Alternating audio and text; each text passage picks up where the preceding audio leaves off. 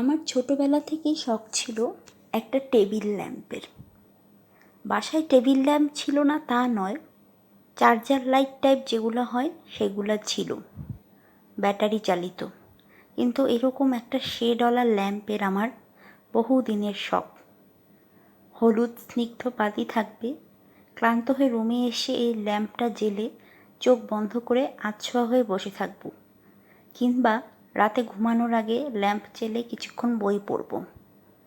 কারণ অনেক আগে থেকেই শোয়ার সাথে সাথে আমার কখনোই ঘুম আসে না। আর যত যাই হোক, বই পড়ার নেশাটা এখনও রয়ে গেছে। সম্প্রতি আমার বয়সী আমার এই ক্লাসমেট যখন সড়ক দুর্ঘটনায় মারা গেল, তারপর থেকে জীবনকে অন্যভাবে ভাবতে শুরু করি।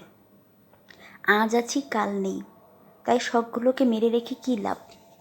যখন যাই পারি, হাতে কিছু টাকা থাকলে আর সম্ভব হলে কিনে ফেলি, করে ফেলি।